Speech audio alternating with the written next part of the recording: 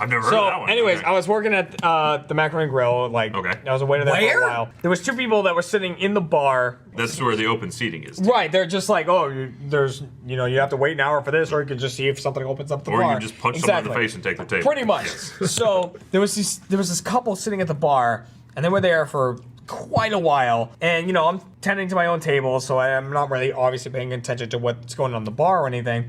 And it gets close to the end of the night, which means things are slowing down. There's only a couple of tables left. I'm just getting to these last tables, and this table gets up from the bar and leaves, and they go out the side door, and there's like this kind of patio that goes along the front of the restaurant and along the side of the restaurant, where there's a couple extra tables, so you can like sit outside if you want. But it was winter in New England, no one was sitting outside, and they get up, they leave because they paid and everything, and they go around the side. They start making out on the side of the building, and the guy like puts the girl on top of like the cooler that's outside that we use, like if people are sitting outside, we have like water stored in there so we can like pour water for the tables and stuff. And all the waiters and the bartenders, we're just sitting there like kind of looking at it, and we're like, are they just fucking, are they humping right now? And we're like, yeah, they're humping. We're like, where you just can't see, like from the outside. No, it was blatantly obvious that we're all like, just like. She was like making eye contact with you. I mean, she's into it, I guess. Someone should probably go say something. I just went, I mean, I'm not saying anything. I mean, I'm not going out there, fuck that. And like, I eventually went back to my table, and I guess the bartender went out and was like, guys, can you stop humping on our cooler? Get down. like, please get the fuck out of here. I expected this to be like a window next to a family of 5, and the kids were just like, yeah, right, like, well, thank God it was next to the bar. Like, if it was next to the actual, it's like, Jesus Christ. Have I told the story about when I got punched in the face because of a Code Blue? not ringing a bell. They would run Code Blue drills all the time. Like, all right, time to practice it. You know, you have fire drills all the time, right? And so that's like a classic thing. And so we'd have Code Blue drills. And they say, everybody, it's a Code Blue, it's Code Blue. And even the teachers knew it was a drill. And they'd be like, fucking everybody under your desks, I'll turn the light off, we'll stop teaching right now. So I was in a science class one time. It was a chemistry class. And so it was this class that had like, instead of desks, it had like these big tables that had like sinks, and they had the Bunsen burners on them and all that shit. So I had a buddy of mine that got under one of the tables, and I was like, you know what, I'm gonna fuck with him. Why not? Because the it wasn't like a desk. It's only a drill. Right, it's a drill. I knew it was a drill. It wasn't like a desk where you can see all 4 directions. It was a table, so you can only see one direction. So I climbed up over the back of the desk. So I'm on top of the desk, and he's hiding underneath it. And so I poked my head down really quick. Hey, what's up, Lyndon? And it freaked him out so much that he just punched me right in the face while I was hanging upside down. And I just collapsed off the table onto the ground during a Code Blue. I did that one time when I was in high school. I was sleeping on the floor. Sure. Yeah, a bunch of friends sleeping over. It was a code whatever. Yeah, it was a code orange-ish. Yeah. And, All right. and my friend, he was like fucking around, and he like tripped, fell on my balls. Ooh. Oh. What hit your balls? Like what part of He it? landed his arm. Oh, he caught himself. Oh, He no. Caught himself on my balls. Mouth So he And fucking then palmed and I was sleeping. I've never been like primitive, like caveman style. I just flipped him over and started punching his face. I was just like, bam, bam. Poor guy! That's awesome. Himself. And then it took like 20 seconds of punching before I was like, Jesus. oh, I'm sorry. He's just a pulp at this point. Like, you know that scene in X-Men where Wolverine stabs Yeah, him? it was that. I was like, "Arr," and then I was like, I'm so sorry. God damn. He finished swallowing his teeth, and then Holy shit. That was the only like fight I've been That's amazing. So we got I guess it was my 21st birthday. I don't remember this at all. We did a really dumb thing when we were younger. We did a really dumb thing, and we ran out on a bar bill, and it's like the next day I would have gone back and paid it anyway. Like we literally like bolted out of there and ran and jumped in a van and drove away. But it didn't matter. I didn't have to go back and pay it anyway because my friend like literally left his wallet at our table, and so they just charged the whole tab, which was probably like $30 or $40, and then they gave themselves a 100% tip, and of course nobody argued it. That's literally the only time in my life that I blacked out, or at least the longest amount of time. Was we went to I've never passed out. I've never been knocked out, and I've never passed out. And I'm sure I have like gaps in my memory that are like half an hour or something. Yeah. This was a solid 12 hours. And it's crazy the way it works in my memory because we were at Baby Acapulco's where they serve margaritas. And I was 21. They're not just margaritas. Baby A's is the Everclear margaritas. Oh, they don't use tequila. They're so great. Yeah. It's genius. Yeah. It's so, And they're so big. lazy. They're like this big, like a little small fish bowl, like a beta fish or something like that. And there was a bunch of us at the table, like 8 of us. The guy next to me was the driver, so he's not drinking. He never drank. And so they go around, they order blue margaritas. And she's like, okay. And then the guy next to me goes, I'm not drinking. Give mine to him. She goes, I can't do that. I can't serve 2 blue margaritas to people. And he's like, okay, then I'll have one. Then she serves them to everybody, and he just takes it and shoves it over to me. And she watches that, and she goes, okay. She goes, but I'm just going to warn you, be careful. These are creepers. And I go, creepers, what does that mean? She goes, that means they sneak up on you. I wake up the next morning. Like literally, that's the way it works in my memory. It's just like that conversation, clear as day. She goes, and she's looking at me and she says, "It means they sneak up on you," and then I'm awake. I get this image of you. Did you inspect yourself when you woke up? What? Did you inspect yourself when you? Well, it's just like a scene from Memento. He's like in the mirror, and like it's like, don't trust the blue.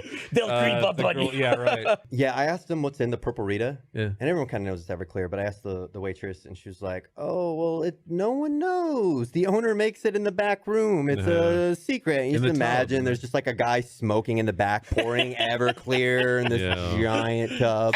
So, there was the 2 bathrooms backstage that all of us kind of tried to pile into just because those were the isolated Behind bathrooms. center stage? Yeah, The okay, hallway. yeah. The hallway, yeah. So I'm coming in right after Chris, and he goes out, and I go in, and there's just fucking like half this toilet seat is covered in toilet paper.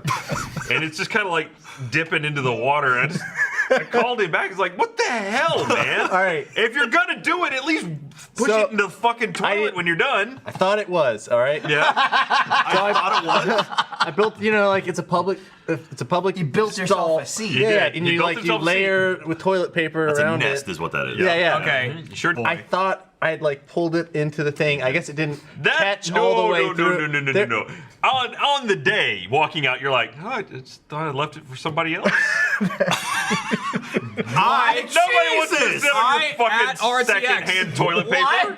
As a lot of people. You didn't just look at it and be like, okay, flush. I'll put the rest of it in the flush Just again. undermine the point. Now it's like someone's ass has definitely been on that. I'm gonna out you here, Chris, because at Oh, God. RTX, Oh, man. I had my wife with me at RTX. Kat was hanging around, and Kat at one point was like, "I need to go to the bathroom," so she went. Oh, and God. after she came out, she was like, "So Chris was in the bathroom before me, and there was like." Toilet paper all over the seat. Exact same thing. Are you kidding me? She said the same thing. She was like, Also, toilet paper all I over would the like to point out to you, Chris, that on the wall next to the toilet are handily pre-made toilet shaped. I like to make my own. I like to make Listen, my I own. can't be trusting those sheets. They're so perfectly shaped They're for pretty it. sat on. So, okay, so you sit, you put the toilet paper down, you sit on it, do your business, get up, and just leave the toilet paper there? No, I'm not. That's your We intentionally. now have multiple instances. To his kicked credit, the faucets he did off. deal with the situation. It was When called After on. called on. Yes. When I was a kid, when I was in driver's ed school, when I was like 16, I went to go peed, and then as class was starting, the driver's ed teacher, like in front of the entire class, called me out. Was like, "You pissed all over the seat and left it there," and I was like, "No, it wasn't me." And so he just called me out and then made me go clean it up in front of the entire driver's ed That's class. brutal to do that to someone. And that is why you spread it first. Now it wouldn't matter if someone peed on it because I've already built up a protective layer. Well, then you to leave clean it up. there. Now it's just soggy toilet paper. This is just Do you not sitting lift in the there. toilet seat up when you're pissing? I normally do now, because I learned from. Then you did. Yeah. So what you're saying is you did piss all over the toilet Maybe seat. I did. There we go. Went from, he blamed me for nothing to, I there's was a good innocent chance it and was he me. called me on it too. It may have been my urine. So I'm thinking about growing out my beard forever. Here's why. Yeah? I was in the. My wife. She left. She always leaves. Yep. She's gone everywhere. Yep. Has no consideration for me in any capacity when it comes to the Naturally, razor. So she sometimes leaves town. Wives are like that. She leaves town and she takes the razor with her. And then I realized I just don't have a razor anymore. So I've not been shaving just because I haven't had a razor You couldn't go buy one. Like, in my proximity. I don't know. If it leaves, What am I it gonna do? doesn't I'm gonna go exist. through all the extra work because she took the fucking razor. Yeah. Thank God you didn't take the deodorant. And so It's the only one. we have 2 deodorants. And the other day, I was in the getting out of the shower, and she goes, "Is the beard a thing again? Is that what's going on?" And I go, "No, I just haven't shaved because you were gone out of town. You took the razor with you." And she goes, "Okay." And inside, I thought, "Yes, it is, motherfucker." Wow. It just became a thing. That'll it teach just you. became a That'll thing teach you, right fucking wife. now, Griffin. This is gonna work out great for you. Until recently, I hadn't had a blackout since I was 17 at spring break, tying it all back together. Woo! Gulf Shores, Alabama. Yo. I got blackout drunk watching the Final Four, watching the what was it, the Fab Five, fuck it up. Then apparently I got into a hit and run. Were you the hitter or the runner? I or was. Both?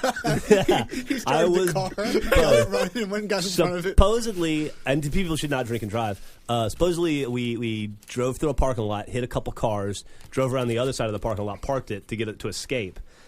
Then I went and tried to sleep with a 50-year-old woman who was not having it, and then I threw up and peed all over my friend's sofa. See, what's funny is to me about that is like if you were driving around a parking lot hitting a bunch of cars, you could leave your car parked next to them and be like, "Look, I got hit too." You know, like I'm also a victim. Some crazy person. Don't mind the pee and urine and all that. And You're car number 7, but car number 2's license plate is embedded in your grill, sir. Someone stole that car and drove it around. I had this was a while ago. I was meeting up with a girl at a bar, and I go to this bar, and I they're a little early, so I sit down, and I sit. There's like sit at this bar stool, and this other girl who I sat next to. When I sat down, she just looks at me like big eyes, big eyes. I'm like, "Oh, is someone sitting here?" And she was like, "No, you can sit here." And then so I sit down, and I order a beer, and I'm waiting, and then she starts like thumping my leg like this, but she's not looking at me, so she's faced away and just like thumping my leg, and I'm like, and I look over and there's this like old dude talking to her. And she was like, and I was like, oh, she wants me to like rescue. Yeah. So Rescue I was mission. like, I'm like, oh hey, and I'm like act like we know each other, you know, and we're talking, and she's like, help me, you know, just like, oh God. Yeah. so then he was like, so how do you guys know each other? Because he's really drunk. And I was like, we're engaged. Wait, who said you said that? Yeah. Oh my God.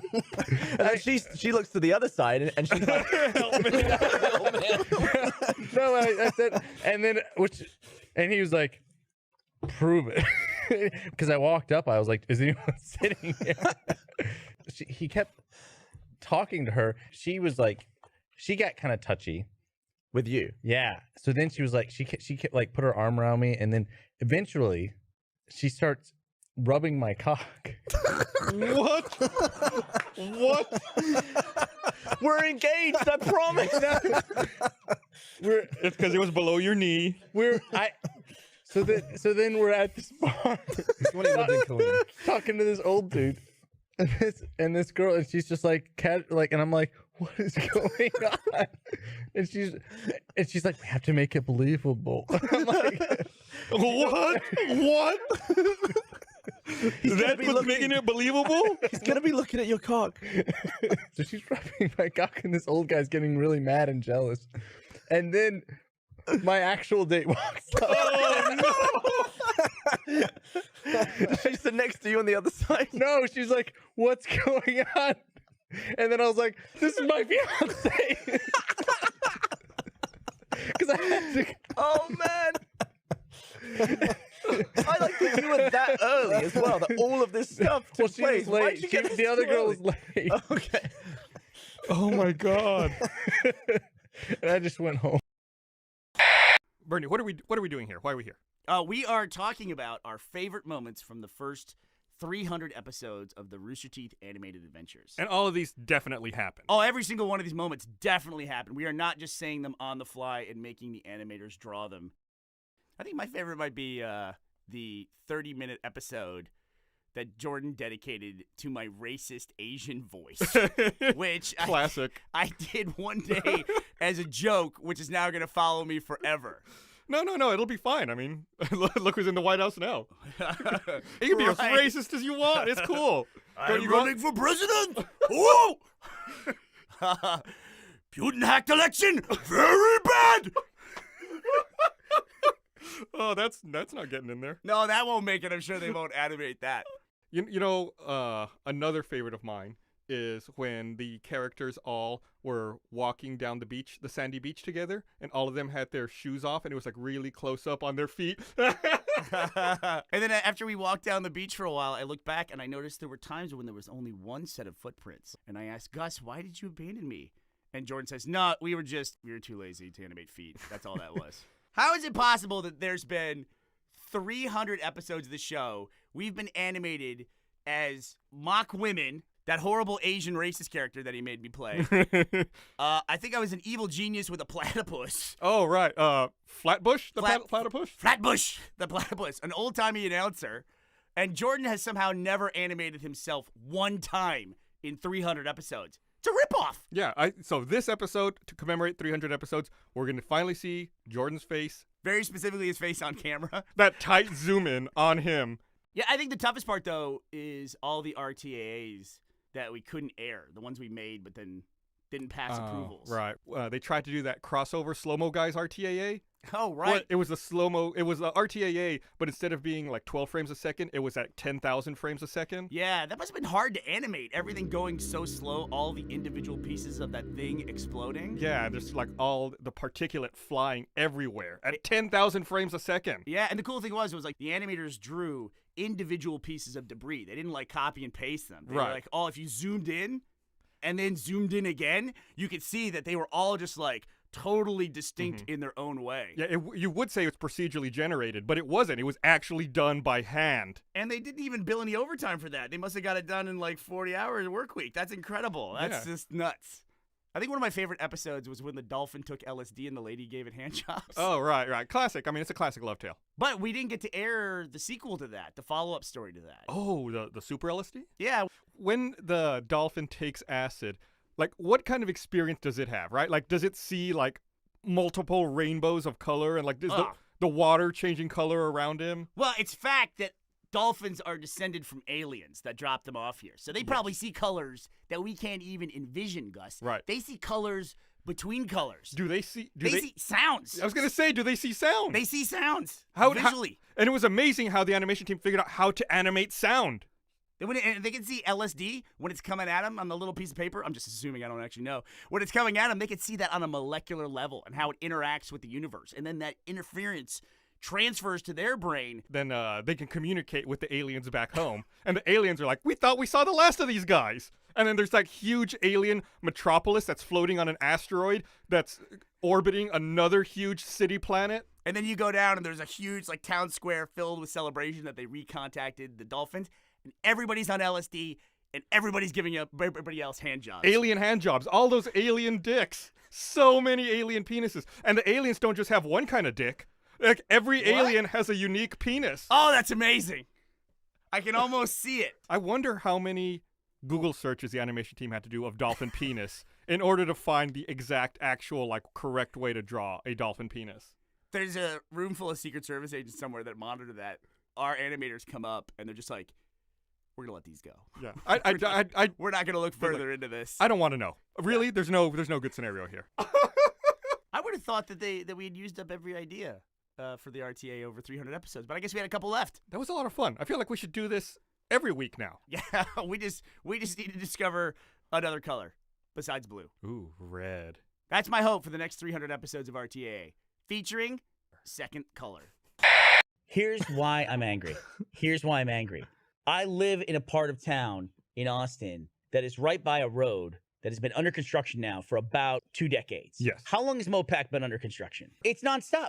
Orange and white barriers are everywhere in this town, and I just don't see them other places. I'm sure they exist, but they're everywhere in Austin. It's a constant fixture. That's because you live in Austin. Of course you're going to make that observation. I also spend a lot of time in Los Angeles. Never see it. I see these crews working. They go down one side of the freeway, they tear it up, and they repave it. Then they go down the other side of the freeway, they tear it up and repave it. Nothing about the freeway fucking changes. It's like, you're like, man, I've been living my life, and there's always stuff under construction. I hope it ends soon. It will never end. Everything will always be under construction forever. Only in Austin, though. No, everywhere. No, nothing will ever be finished. That's not how the world works. No one's ever like, and we're done. Yeah. Yes. No. There's a fucking door in the Austin airport. It's the door I'm talking about. The sliding doors. Yeah. They boxed them off 8 months ago to fix the door. It's still boxed off to this day, and no one can answer why the fuck. 8 months ago. It's been a long time. No, it's been a long time. A bit. Lunatic. That door's been under construction at least 8 or 9 months. A door. It's a doorway. How many times have you ever been to an airport in anywhere else in the U.S. where one of the major entrances just doesn't exist? Like it's boxed off. One terminal. And all shitty and terrible and everything. One terminal. Of course, there's going to be a broken door. I go to other airports a lot. I don't run into construction constantly in other airports. I run into it constantly in our It's at every airport. It's constant. You're also talking about Austin Airport. Yeah. It's the airport you go through the most. So of course you're going to see these problems more often than JFK. I'm saying I don't see them at all when I go there. Because you don't go to JFK every week. But I see it every time I go to Austin. Because that's I should see it every time I go to JFK. That's where you go every damn week. Because every trip of yours starts or ends in Austin. Yeah, you can't fly anywhere without going to Austin Airport. Every time I go through Austin, I see it. But that's because what are you talking about? Every time I go through Austin for like the last 5 years, it's under construction. Isn't it weird that you never see construction at Jamaica Airport? I don't go to Jamaica Airport. That's why I go to JFK and I never see it. I always see it here and I never see it here. Unbelievable. What are you talking about? I have to go somewhere. I don't fucking do a loop around the state and land back in the same goddamn airport. I go somewhere else. Yeah, isn't it weird that you only vacuum your floor? You're an idiot. I land in another place. And there would be construction in the other place at least once. That's all I'm saying, and I never see it anywhere. In your analogy, I'm getting in my car and driving around my garage, and then stopping and getting out, and going, I only see my garage. Fucking idiot. Oh, God. Could I say? So we filmed ourselves getting blackout drunk. That's the drunkest I've ever been in my life. And Miles was like my father. I was at the office until 1 a.m. taking care of you, and trying to keep Ashley from punching people. It was a shit show. It was. I wasn't that bad. You were pretty rowdy. You're an enabler. Blaine was on the table, trash can underneath him, horribly in a bad place, and you fucking barge in. Why isn't this fucker drinking? I'm like, he's not feeling good, Chris. And you go, you're like, give him mine. And we're like, no, he needs to have water. And you're like, pussy. And then you started kicking animators' desks. I learned just how much you trust me. Yeah, I trust you a lot. It was the sweetest thing. So I was dealing with you. What was I? You were kicking desks, Chris.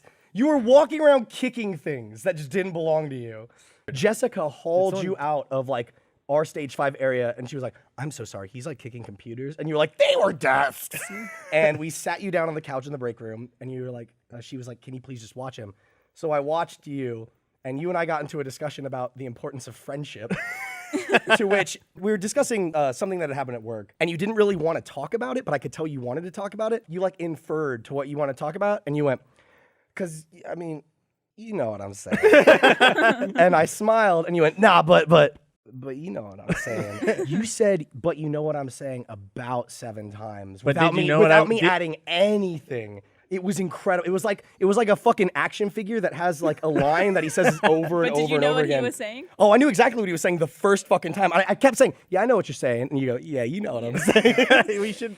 The best moment for me was when Ellie came over and was like, Miles, Blaine needs you.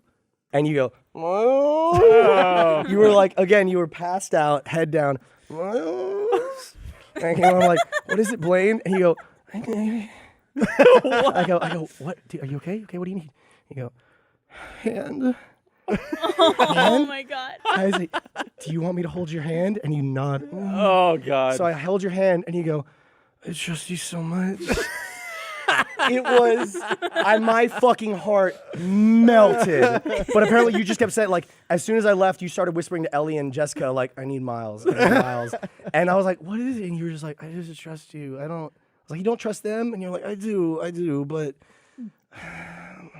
And then you just went to sleep. You went to dreamland.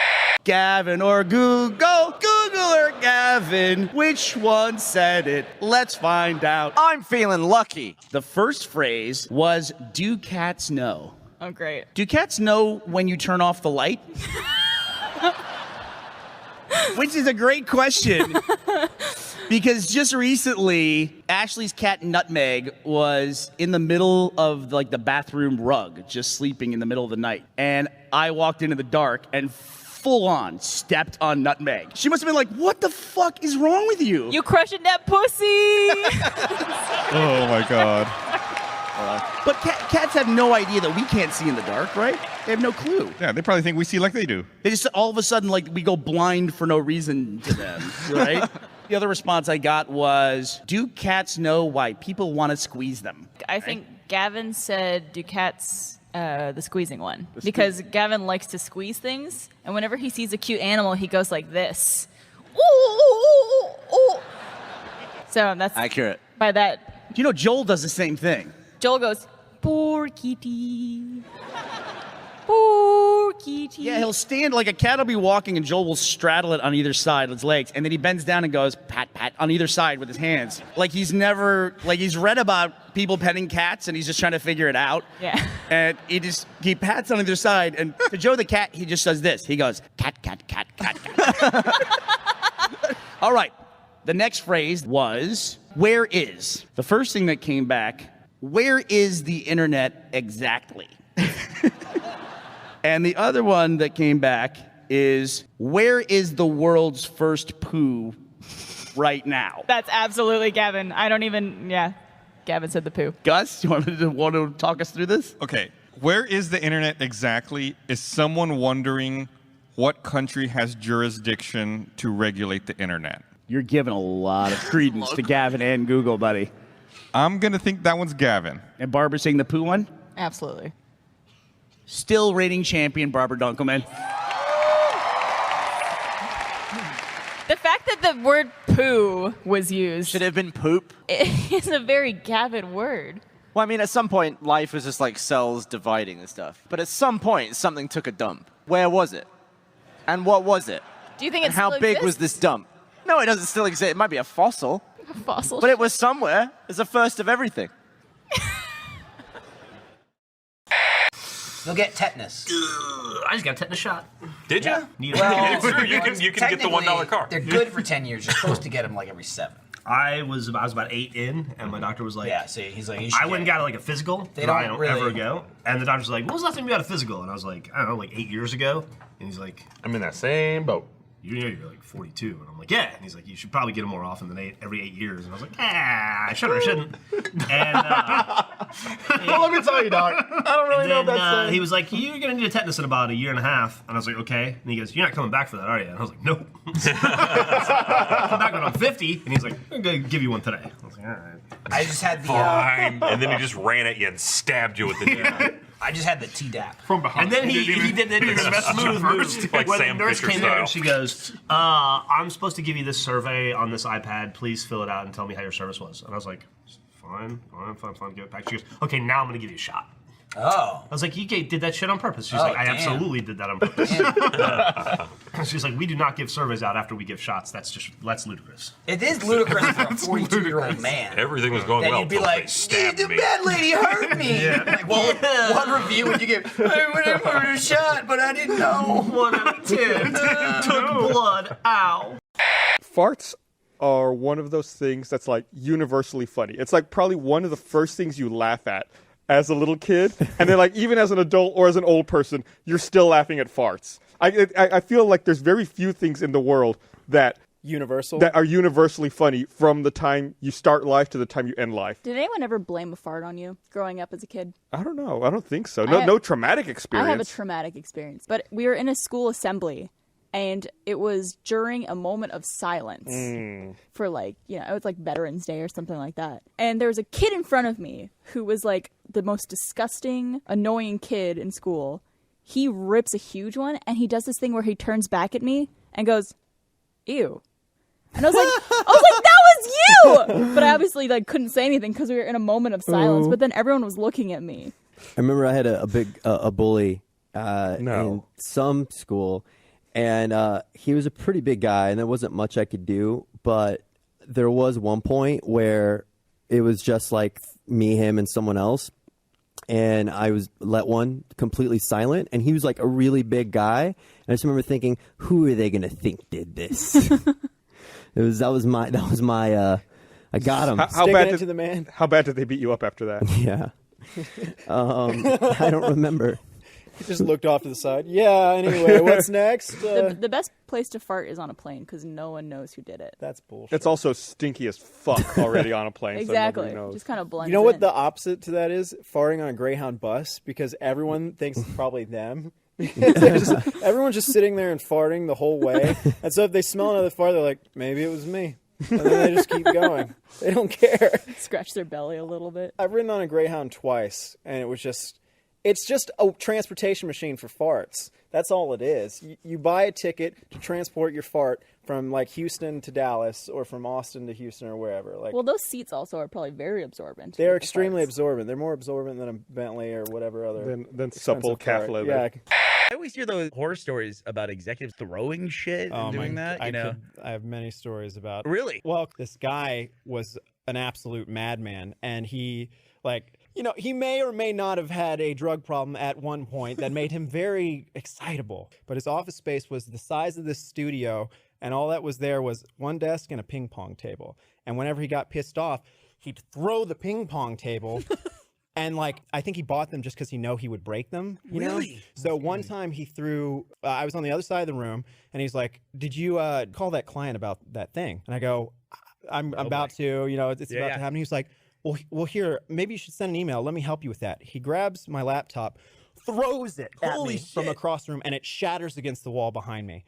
And I was like, I'll get on that right now, I guess. And this guy was also the kind of guy who, in my interview, he had told me to show up at this Mexican food restaurant at 2 p.m. sharp. So I show up there, it's closed. And I'm like, what the fuck? And then the manager comes out and goes, "Are you Aaron?" And I go, "Yeah." And he goes, "Bob is in the back." And I go, "Okay."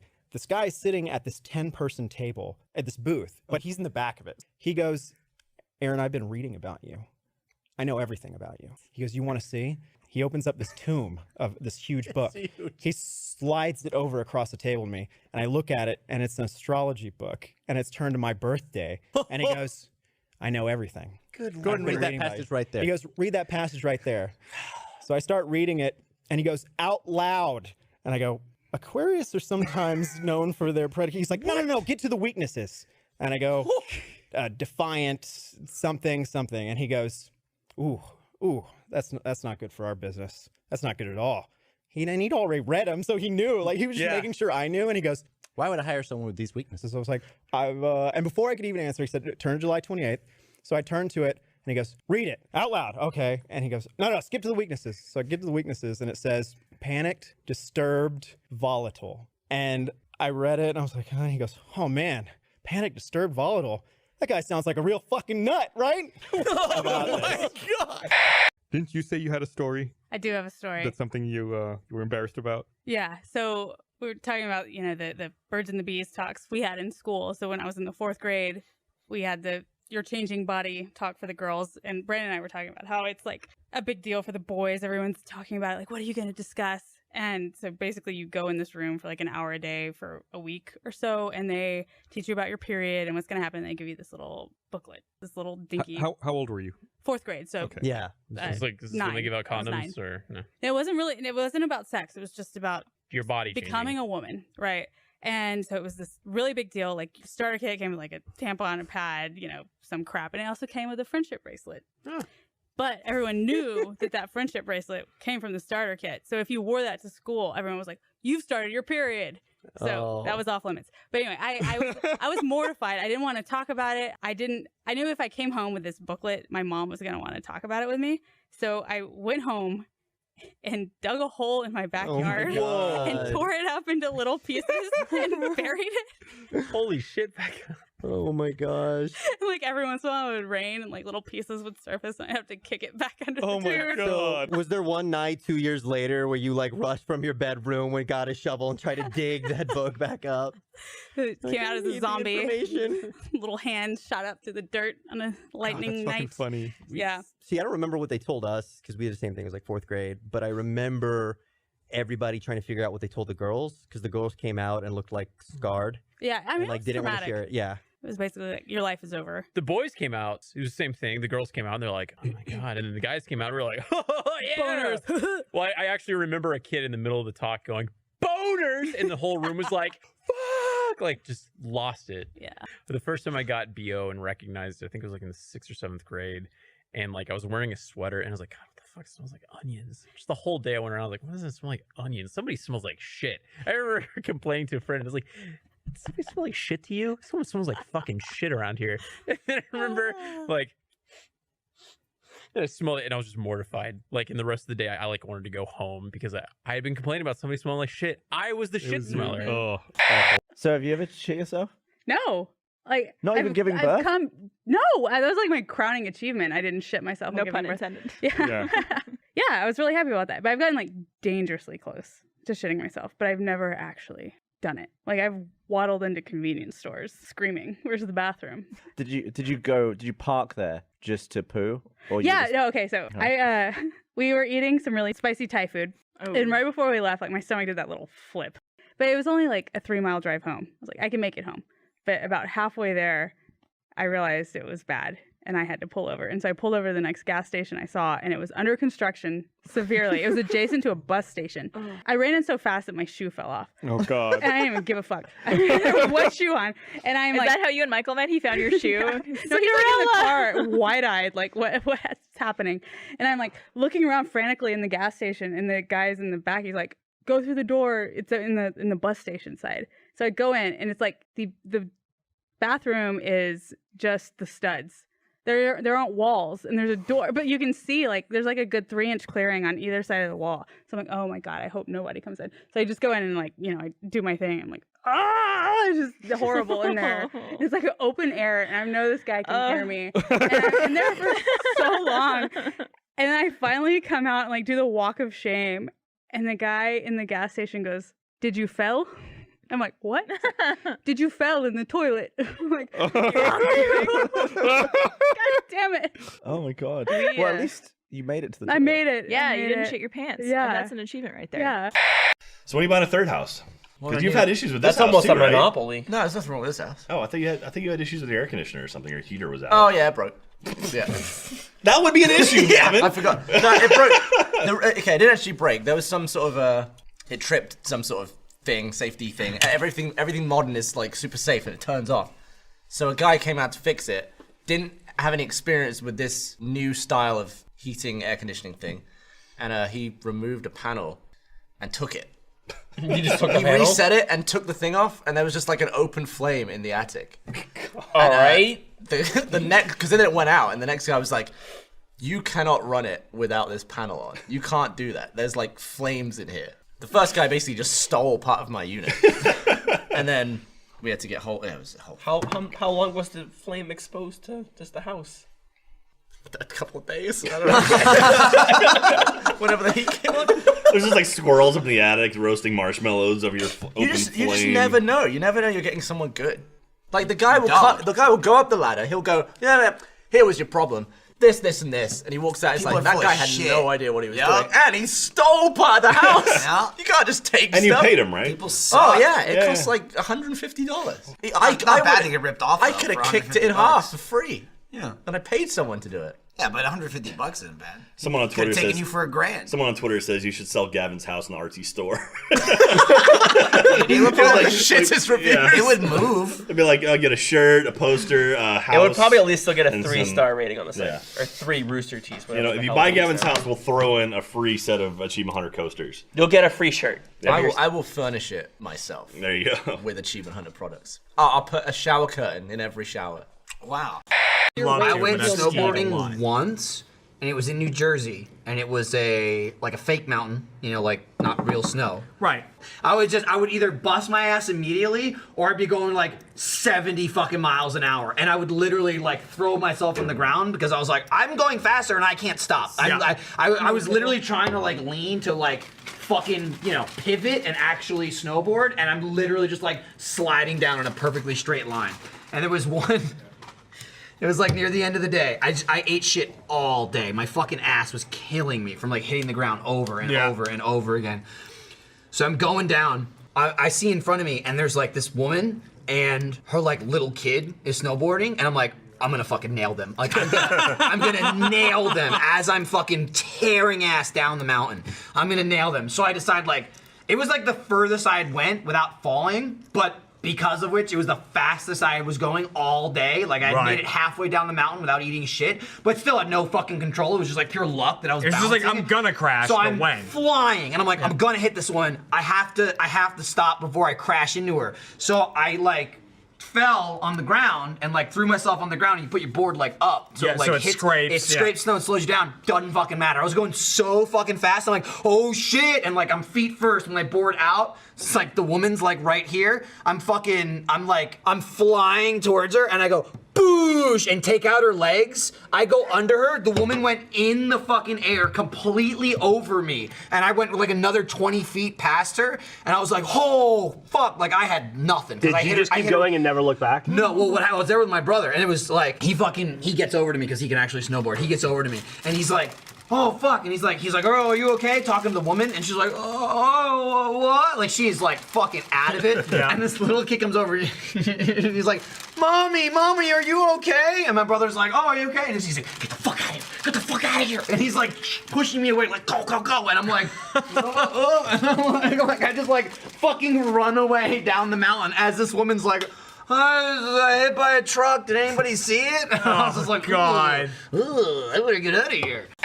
Yesterday, John and I streamed Separately. separately. We were streaming on our accounts. And then people in my chat were like, ooh, this is awkward. John's streaming too. I was Yeah. like, is he really? Clash. So I paused the game and I sent John the text, hey, I think you're pretty swell.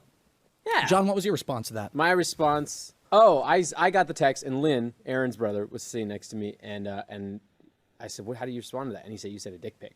I was like, oh, okay. So I had Lynn get close to me, as you do, and I took a picture of our crotches in our pants, because we were sitting next to the stream, and I took a picture of our crotches from above and sent over him a picture of our two crotches. So then I received that and thought, well, that was rude.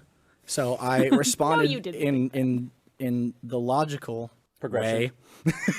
And I took my pants off and sent him a picture of just me in my boxer shorts and my pasty white thighs. Yeah. And I sent that off. So then, laughing Miles was off kind stage. enough to show us his little undies, and so Lynn and I proceeded to take our pants down to our ankles and send him another nice picture of two gentlemen's. You guys are close. Just boys having fun. So then, at this point, there's no turning back. So Escalation has to I happen. did what any sane person would do. I removed my pants. I removed my boxers. Cupped. I grabbed my favorite Mega 64 hat and I placed it atop my junk and took a picture and I sent it off. You forgot to mention that while this is all happening, both of your chats. We're talking with one another. We're talking to They're each like other. telling John, he's doing it. He's doing it, John. And John's like, no, he's not. He's not going to fucking do He's it. sending a picture. And then He's my sending a chat's like, picture. he's calling you out, Miles. You won't do it. My love those favorite guys. thing is that the hat is like facing towards you, so it Yeah, looks for like there's sure. a head buried in your thighs. Looks like you could have a conversation with it. Okay. With that coming across, I mean, I turned to Lynn and I was like, we gotta do the same thing. He was not on board with that. And the way this all ended was I just sent him another message that just said, let's take the time to appreciate everything that just happened at 8:30 p.m. on a Sunday night. And his response was, I love you. Yep. And it was great. There needs to be a way to recycle a pizza box with grease in it. You can. I put that in recycle. You can't. That messes up the machine. You can't recycle that. Yeah. Chris, what have you been doing? You are doing more damage than I'm doing. No, I'm not. You're breaking the machine. What does styrofoam do? That's not recycling, right? No. There No, needs to it be has a something- little recycle thing on it. You can't single stream that. You can't put it in your recycling bin here in Austin. Really? Yeah, I don't So do when I do- don't know. there needs to Oh be my another God, do you bin. guys just put whatever you want in the recycling bin? If it And has you a said you feel recycling good symbol. about that? You said Why am it I has getting a attacked? symbol. You guys Why did have a it. symbol? You guys did anything. Why have a When symbol your if you dog, can't when your mom's recycle dog it? dies, you're gonna put it in What the would be recycling. the purpose Yes, I will. of putting a symbol? Why My even mom- make a symbol? The guidelines say it has to be the numbers 1 through 7, and it has to be very specific on each of So those. you know the exact specific rules and you still don't recycle. It's taped to my bin. I know all of the Austin recycling. Oh, yeah? I don't It's have taped such to your tape. bin, is it? Very passionate. The other day I was driving down the road, and I started thinking, what if a Tyrannosaurus tried to take a selfie of itself? Like, like with those short little arms? I was like, I could never do it. Like a Tyrannosaurus with a phone trying to take a picture of itself would be like the dumbest thing in the world. Like, you just get its chest, and like, or like the bottom of its chin, and that's it. And you say my brain's weird. And I started laughing. Like, I'm driving down the car by myself, laughing like a lunatic, trying to imagine a Tyrannosaurus taking a selfie. I think it'd be funnier even imagine, like, because you said you were driving, imagining a Tyrannosaurus' car. The steering wheel would be way up here. So it'd be like, you'd have to drive like this. Does anyone feel comfortable talking about the weirdest sex thing they've done? I mean, it's nothing too unusual. And the strangest thing that ever happened was once years ago. I was dating this girl, and I don't know what possessed us, but we were Demons? we were. Yeah, well, I just started vomiting. My head spun a lot. We were at her place, and then we like started making out. We decided to like, you know, have sex, but we weren't like we didn't go to her bedroom. We were just like making out like in the living room. Sometimes it just happens. Started Yeah. getting on, and her roommate showed up. Oh no! So it was like the kind of thing where you like we had to like kind of like run around the corner real fast into the kitchen, grab our clothes, and like kind of like try to get dressed very quickly and quietly while her roommate's walking in the front door. And then like we had to like open up the fridge and act like we were looking for stuff, like hiding behind the fridge door. Why the fuck would you not just go into her room? Because it was like we didn't have time. It was a long hallway. You know this gift. Wait, you had more time to redress yourself? Trust me. Like this was the optimal thing to do. So it's like opening the fridge door and like hiding, trying to get clothes on, like just like putting your head up above the fridge door, like, oh hey, what's up? This is one of those. We're making a sandwich. It's like one of those shitty gifs that you see on like Pornhub, where like people are having sex and then the third person walks in and things get wild. See, I just in my brain, in my mind palace, that scene plays out with you guys totally nail it. You get all the clothes back on. You've got the fridge door open just in time, and you're like, hey, Rachel, man, we just jogged. All right, bye. That was a close one. And then you close the fridge door, and you're just throbbing erection is just sticking out through the fly in your pants. I had one of the most embarrassing experiences ever on a plane happen to me the other day. So I was asleep on the plane, looking down, triple chin. So I got woken up by the flight attendant. She came by and she shook me on the shoulder. She's like, Mr. Sorolla, would you like the meal tonight? So my head was down. I looked up and I opened my mouth to answer, and an entire mouthful of drool just spilled down my chin, my God. all over my chest. And I looked down and I look at her and I go, I just drooled all over myself. And I will have the beef. And then she walked on, and I was like, I need to change. I had to go to the bathroom and change because my chest was just covered in saliva. So it was mortifying. The first time I was ever mooned was when I was 4 years old. It works. Who moons a 4-year-old? Here's the thing. In my growing up, I grew up in a lot of bar situations because my parents were like, it's the late 80s, early 90s. You still take your kid to a bar in Texas. So we went to this comedy club, I remember, and I was just with my dad, my mom, and we were watching this comedian who's like he wasn't really great, but every time he'd tell a really bad joke, a groaner, he'd put his pants down and moon the audience. Well, my parents didn't know this, and I didn't know this, so when he pulled down his pants and started doing that, I bawled. I was just so upset and so tearful. I mean, they had to take me out. My parents, had to sit down their drinks. Scared? And I go outside. I'm very upset, very upset. The comedian eventually comes out and sits down next to me, and my parents are like, can you say something to him? The comedian, I'll never forget this. He says, don't worry, it was fake. That wasn't real, what you saw up there. That wasn't my real butt. It was a fake butt. And I was like, it was fake? He's like, yes, that wasn't real. And I was like, oh, wow, okay, then that's okay. And then it wasn't until I was like 13 or 14 and thinking about it later, I was like, I like how you were still thinking about it. because it affected me. I was like, that was a real ass. I wonder what was going through that comedian's mind. Like, he's doing his bit, he drops his pants, then he hears like a kid crying. Screaming. He's like, crying. Oh, God!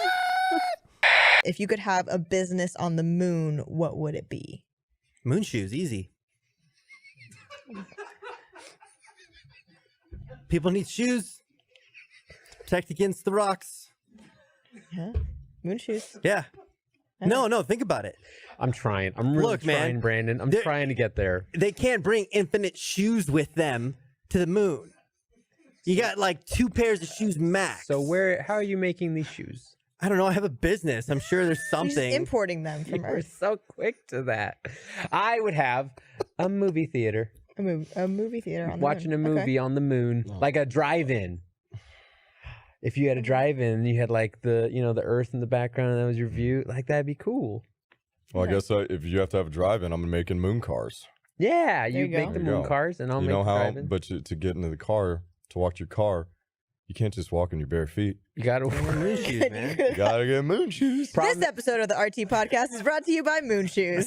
I saw you playing some weird game where you were like a monster and you had like little imps or something. you were controlling. Overlord 2. It was Overlord a 2? fucking great game. I saw you Great playing game. it. I literally saw you playing it. I was like, nice, awesome game. At the beginning, you do club a bunch of baby seals. I clubbed the fuck out of them. You just Yeah. start killing. You just start killing. That's how you get more. That's the start of the game. You gotta Can you do that in VR? Hitting babies. Not yet, but soon, I'm sure. There will be a seal clubbing. Fucking VR. literally, like this is my life. On the Like dark growing web. up, I was playing that game, playing Overlord 2. I'm like, oh, Denise will love this. Like, hey, Denise, come in here, watch this. I'm just fucking wailing on it. It's a fucking video game. And she's like, stop it! Stop! Why are you doing that? She's like, leave him alone. Leave him alone. I'm like, Denise, I need to kill them. It's literally the quest. You have to do it. She's like, I don't like you playing this. Then like 2 days later, she comes in her room. She bought me a fucking porcelain seal. And she's like, this is for all the seals Did you you smash killed." it? No, I still have it. It's at my house. But this is like, this is when I lived in New Jersey. It's like, whenever that game came out, like the week it came out. But that was like my relationship with Denise. They'd be like, oh, this will piss her off. Hey, Denise, come look at this. And she's like, you're terrible. You're terrible. You're a jerk.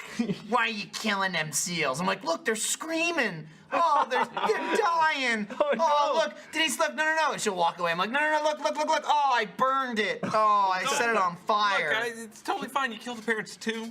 There are no orphans there. Yeah, And you no kill parents everything. with No one whole will family. remember this but me. There you go. Wait, and then you kill some Yetis too. Kill some- They're Yeti. One's a Yeti, your friend. Then you kill a bunch of Inuits. Yeah. They're not worth life force. Yeah, you Apparently, wipe out, you get to the they're terrible town. people. I'm taking Yeah. over, bash your house in. Yeah. It's a game that's just about killing. In college, I for a year I lived in a dorm, and 2D, that was our hall, 2D, and when they found out I couldn't smell, they didn't believe me, and so they were trying to devise a way to see if it was legitimate. And so what they determined was that there was one guy in the hall who was known for his farts being extra bad. And so they set up a very scientific test of us standing in the hallway and him farting right into my face and to see if I reacted. You know what you are, John? What? You're like the kid. There's this kid named Kenny in my middle school, and he was the kid who was like, he just wanted to be liked. He would like, people would pick stuff off the cafeteria floor, like an old gummy bear that was like covered in dirt, and be like, hey, Kenny, eat this. And he'd be like, yeah, okay, guys, all right. And then he'd eat the gummy bear, and then everyone would be like, oh, and he'd be like, ha ha ha. But this was like I couldn't lose in this scenario because I can't smell. Yeah, Chris. you can lose. I can't because smell. You're the dude getting farted in his face. You're gonna get pink eye. You know what, Chris? Plenty I'm of sure you stuff haven't to done do. anything stupid in front of a camera. No, I've done. I'm plenty sure of you stupid haven't things. done stuff that you'd regret or other people would But I'm think not a that's Kenny. I'm not a Kenny, John. I'm just saying you're throwing shade at me, and let's just look through your career reel. Hey, do you want to make you feel better, John? Because Chris is attacking you right now. One of the first things that I had to do when I was an intern was edit videos for RT Live. And I remember, like, sometimes we'd have weeks where we just have content out the butt. Like, people had been filming stuff around the office. It was great. Yeah. And then sometimes you had to dig deep into the dregs of our old The files. dregs. So I remember digging through our server and going through and just like, oh, this is crap. And then I found a video called Chris Diaper. And I was like, okay, let's see where this goes. A fan mailed in adult diapers into Rooster Teeth. And then Chris thought it would be a great idea if he and, I don't know, like Brandon or someone else put these diapers on and then proceeded to soil themselves in these diapers and film it for an RT So you Live. shit yourself. No, I didn't shit myself. It was pee. Okay, you peed yourself. Chris is the only source here. No, it was he just could have done pee. both. You willingly peed yourself. He did pee, but I remember there was like close-up shots on Chris's crotch, and I was just like sitting there like looking around if anybody else is watching. It's just like really But that's uncomfortable. definitely not as bad as getting fart in your face. Well, it was never released. Real life, actually, and it was glorious, kind of like movies. Yeah? I don't know if I've ever told the story. My father set his phone on fire once. How? It was a Sony Ericsson. Okay. It was back in the day, and he was outside, and he was talking on his phone, and he got sweaty. My father, the genius, decides I should put it in the microwave to dry it off. What? No, he couldn't have possibly thought that. So I vividly remember walking past him and going, oh, hey, Dad, what are you microwave? And before I could get microwaving out of my mouth, our microwave exploded into like this glorious Roman candle and scorched the ceiling of our Holy kitchen. shit. And I was like, what the fuck was that? Right. And he was like, I microwaved my cell phone. And I just remember going, You would excuse me? Had he never had a fork in a microwave, anything before? His mind thought, and you know, this is when phones had keys still. It wasn't all touchscreens. And so, you know, the water got into the keys and he panicked. And so he thought, I need to dry it quickly. Didn't think maybe like a blow dryer. A blow dryer, a bag of rice, turning it over on a towel, none of that. He thought, his immediate brain went, phone, microwave. And he's like, I only put it in for 5 seconds. It's like, Jesus Christ. All those solutions take time. Yeah, 5 seconds is all he needed. That's awesome. It was the most amazing thing I've ever seen. PSA, don't put your cell phone in the microwave. I can't believe like to this day, we always make fun of him. It's so great. It's like you're like, well, ma'am, why did you microwave your baby? It's like it was wet. It was wet. Does it seem like dogs don't get sick as much as humans? Like my dog, he just doesn't get sick. I'm like, do you not get the cold? Like, you just don't know. I mean, like, there's no equivalent of a cold for a dog, My- is there? Yeah, dogs can You get, like kennel cough and stuff. Oh, yeah. My mom's dog is dead. No, as in. What weird way of saying that? Chris, what is No. Mom's dog dead as shit. It's She's alive. gone. It should be dead. What? It's You like just changed it. You can't stop. It's like no. you saw your friend. He's dead. He's not actually dead. They freak everyone so out. My mom took her. She came for Thanksgiving. She took her dog. Her dog. It doesn't have bladder control. It wears a diaper. It's like you. 2, it doesn't have any teeth, and its jaw collapsed. And then 3, its nose collapsed, so it can't breathe. Put it down. 4, it's got like its ears are like scabbing over. Come on, and oh it's my like, God. it's dog, and then I was like, Mom, you gotta take this dog down. She's like, yeah, I was like, she's like, take this dog down. Yeah, take him down. Take it down. She's like, no, Look, he's not looking at us. You go from behind, I'll go from the side. She's like, no, he still wants to live. And I'm like, no, this dog is like, he's falling apart, Mom. She's like, no, look, he's drinking water on his own. I'm like, that's an accomplishment. Okay, fun fact, I've used a tampon once in my life. All right. I believe it. Does it? Where did you put it? You know, there's several orifices. So I was using, so it never gets used, but at my house on Cape Cod, there's a guest bathroom. So I was using the guest bathroom. Yeah. Go on. And I was shitting, but there was no toilet paper. And I was like, fuck. Did you plug your ass? Yes. No. So I opened up a drawer, finally. I just used the string. That's it. I opened up the bottom drawer, and in there was face cloths and tampons. I was like, well, I got to make a decision. So I you can use a You face take cloth the and face wash cloth and you throw it away. Oh no, but they're nice face cloths. They're guest face cloths. They go to a set. I was raised right, so I know that I'm not allowed to use them. I was raised right, so I used the tampon. So I used Doesn't make sense. I used the tampon. I open it up, pop the thing out, wipe my ass with it, and then I flush it down the toilet. You can't flush tampon. I know, but it clogged it.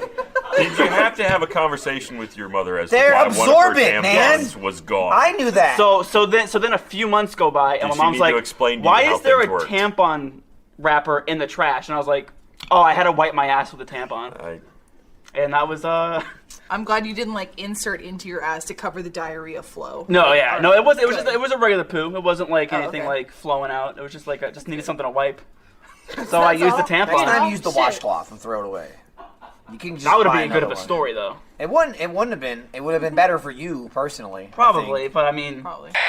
I was thinking the other day about the call center. I was thinking about that location and about some of the weird businesses that used to pop up there. Do you remember that one really shady business called Mermaids? It was hot tub rental by the hour. Oh. And you could rent a mermaid to be in the hot tub with you. What? Yeah, it was a sketchy ass. It was so fucking sketchy. I was Just like sit there next to you? I'm sure they did more than sit. Yeah, but it's like, I do not want to even like be but anywhere near that And also, place. they didn't sit next to you. Did they sit on top of you? You probably got to sit in them. Where did the fish part start? Was it like at her knees? Brandon, this is not the point. The point isn't the mermaid costume. I'm well, no, confused because I mean, too. it's the issue of what it covers. I'm on Brandon's side. Do you remember Mermaids? The movie? No, that shitty little sketchy business that was next to T&I. Oh, yeah, where you could go like swim with mermaids or they'd give you hand jobs or whatever? Yeah. Were they actually mermaids? The mermaids don't exist, but they were women in mermaid costumes. That's what I'm saying. I would So assume so. How did they fuck? Well, you can take a costume off. It's just like, but it ruins the can I ask a question? illusion. It ruins the illusion. Are you one of those Jewish people that only fucks through a sheet, or? Yes. You are? Okay. Well, somebody gets a Nobel Prize in ichthyology. I believe the way a fish fucks is it just lays down some eggs, and then Jeff would come along and just come on top of the eggs. That's the way that works. That's hot. I like that. Oh, that's how. I mean, it worked. Here's what I saw. Okay. Cool. When I was 18, I went to New Orleans with some friends of mine. Nolans. I was 18 and in New Orleans, and I'd been a couple times, but so I got dumb drunk on sugary drinks, right? Had a hungover, woke up at like 8 in the morning or whatever with a splitting headache, stood up, looked out the window, just like stuck my head on the window and looked to see what was going on down in Canal Street. And everybody else is asleep. Honestly, I think it was like 9 people, but they're all asleep. And I'm just staring out the window, contemplating life and my hangover. And I see an elephant. I see a truck and a trailer pull up with a giant elephant. And then I'm like, oh, you don't see that every day on Canal Street. And so they take the thing down, and the guy with the thing pulls, like, it's like 3 dudes, and they like pull the elephant back, and kids start coming, and tourists start coming. And there's like I can kind of make out it looks like there's some sort of circus sign. So it's probably like promotion for the circus. So like, hey, come see the elephant tomorrow at Barnum and Bailey Circus or Ringling Brothers, whatever. And I'm watching it, and I'm like, oh, that's kind of interesting thing to see first thing in the morning, especially from this high up. And the elephant, they get it out, and then people come up and they touch it and they're taking pictures with it and stuff. And I can kind of just seeing this go on at like Sim City level. And after a few minutes, the elephant starts like moving around a little bit. And then people start to look worried and people back up a little bit. And the elephant goes like, after a bit, the elephant goes like, "Arr!" and throws up like a swimming pool full of pink shit all over people. Like kids and grown-ups and family members. I guess it was like watermelon, or I don't know what elephants eat, but it looked like 400, the ingredients of 400 watermelons.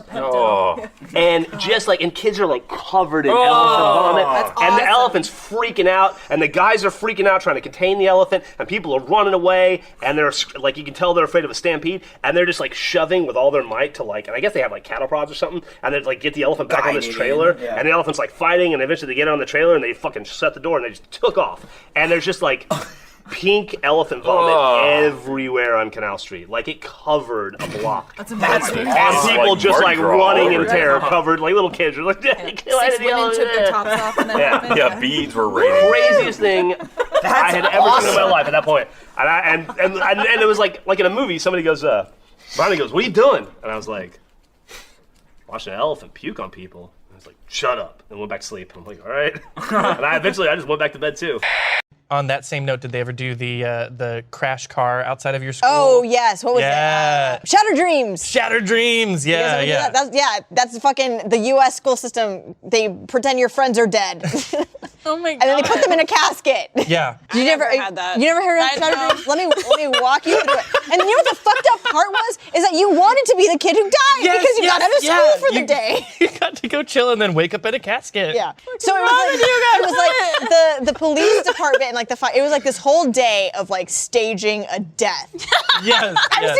Yeah. Yes. And so there would be like one lucky kid who like was the deceased. One lucky kid. And so they would pick a couple of kids, and I think it was like a scholarship program too. So if you were like one of the kids, like you got to participate in all day, and they would stage like an actual they would pull cars out of a junkyard, flip them over, and then you'd have to like watch your friend be like dragged out of a car and like have fake blood, and it's like a whole production. Yeah. Why are both of you in total acknowledgement of this being an okay thing? It's not an okay thing. Okay. It just happened. You're the only 2 people in this room apparently that experienced this. No, other people.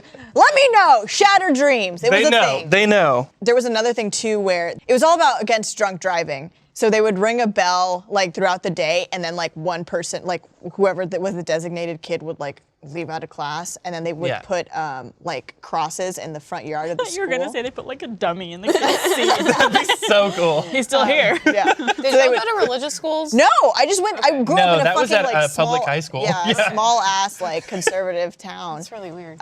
This was in North Austin. And then at the end of the day, they would have a huge assembly, and like the worst part. Oh my god, I forgot about this. They would have a casket, and it wasn't your friend, but they would be like, go check out the casket before you leave. And so you would like have to walk by the casket, and those motherfuckers put a mirror in there so you could see yourself in the casket. Ew. It's fucked up. I mean, that sounds so kind of fun. fucked up. It's fucked up. Listen, it's good to have kids be aware. Yes. They That shouldn't be death is dumb. Don't actually drink and gonna drive. Don't Be drink and smart drive. about it. But And like, we're gonna put on the biggest show of the century. there's like a whole production. Like they'd put it in the paper Yeah. and everything. My school had like silly hair day. Yeah, we had that too. If you had to roleplay one of Batman's arch nemesis, who would you choose? If I had to? If you had to, let's say you're with Taylor, and she's like, babe, I've always wanted to fuck a Batman villain, but she lets you choose. I get to choose. You Okay. get to choose. Who would you do? Oh, man. Who would you choose? I mean, part of me thinks Bane would be fun. Are you talking Tom Hardy Bane? You talking Batman the Animated Series Bane? Well, there's a difference, because Tom Hardy Bane is just like, oh, hello there. No, you're doing it wrong. You're doing it wrong. Oh, wait. I see you've adopted the nudeness, but I was born nude. I don't know. Well, how do you no, I want to be Naughty Bane. I'm going to be Naughty Bane. You got to keep playing. I've seen you've entered my chambers, Batman, or Harley Quinn, or whomever. No, Yeah. she's cosplaying Batman. I want you to fuck me. No, that's what you say as Heath Ledger's Joker. I want you to fuck me. Come on, I want you to fuck me. I want you to fuck me. Oh, fuck. Right, I'm just writing a Batman porno in my head. Hey, Cole. Hey, Miles. Hey, Cole. Hey. If you're gonna roleplay as a Batman villain in bed, who would you choose? I have thought about this. Mhm. I have thought of who would be the most fun. Okay. The most And fun. I think who would be the most fun is somebody who's role playing himself already. The Penguin. What the fuck? He's role playing as a penguin. Oh my Can you god. imagine just sliding around on your tummy all the time? Wait. So, do you go in with the monocle? You go in with the monocle. You go. Well, first what you got to do is you got to go find a gem, because penguins mate for life, and they deliver pebbles upon each other. Beautiful pebbles, and they hand them over, and the female penguin says yay or nay. Okay. Not yay. Not nay. I mean, hopefully Never before nay. you start the role play, she's already said yay, but... Yeah, but Do you that's have the to role find play. a precious stone every time you're gonna get your bone zone on? Yeah, it fucking sucks. Hey, I've got a question. If you had to roleplay as one of Batman's infamous supervillains during sex, which one would you choose and why? Oh, Penguin. Bane. The Penguin. Whoa! I was what? going to say the Penguin. Why? Bane. I will break you. What are you? What? Bane. Did you watch some sort of Asian version? No, that's, Bane. and then look in the animated. We're not. Like you're a not luchador. He's a luchador. Okay, yeah, no, okay, I can see that. You guys make fun of me for Why the fuck would you choose the penguin? I think the Penguin's funny. Yeah. And then you can that's what incorporate you want toys. during sex is the girl laughing at you. Sure, why not? Yeah, he's a big fat blob. It'd be funny. Okay, what are you gonna do? Well, You walk in the room as Batman's arch nemesis, the penguin. Go. Boy, How did you make that noise? That is a weird sound. You should be Clayface. All right. Well, I'm dry as a bone right now. You're gonna need to do something better than that. I guess it wouldn't. Yeah, I mean, that'd have to be specifically requested. To go into that hoping for the best, it's not going to happen, is it? Here's how you successfully pull off the Penguins roleplay, right? All right. You go out, you plan for this night. You buy an umbrella, you retrofit that thing with a fucking dildo and a bunch of other weird toys in there because he's known for his hidden weapons in the umbrella and his gadgets. You pull that shit out, she's gonna be like, he did his homework. That's sexy, Gavin. Jesus. I'm gonna trip on my flippers and eat shit. It's just not, it's not for me. Is way cooler. My cats love each other so much that at one point recently, Columbo, the younger one, got locked in one of the rooms and they were like communicating through the door. And Smee can open doors, but this is one of the doors where we have a magnet on it, so he can't open it. Smee-proof? Yeah. So instead of, like, he tried to open the door for a while, we looked on the cameras. And in the end, he couldn't do it. So he went upstairs, got a Beanie Baby, and delivered it in front of the door. It was like, I've done everything I can, but here's a Beanie Baby. I'm going to take off. The Beanie Baby will take care of you now. Yeah, he's like, look, I can't get in, but here's this. Good luck. Does he think they're like dead animals? I don't know. If we lock them out of the bedroom, he will go upstairs. There's a box of Beanie Babies. He'll bite one in his mouth. He'll pick one. He'll select one. Come down the stairs with it in his mouth and dump it outside the bedroom door. And he'll do that once a night. And if we don't move them, by the end of the week, we'll have a stack of Beanie You Babies. should see how many he could stack up. Do you think that he's trying to protect you guys? I don't know what it is. It's like some sort of cat behavioral thing. I don't think it's that rare. It just fascinates me. You know what you need to do? You need to get this cat licker thing. You need to get on his level.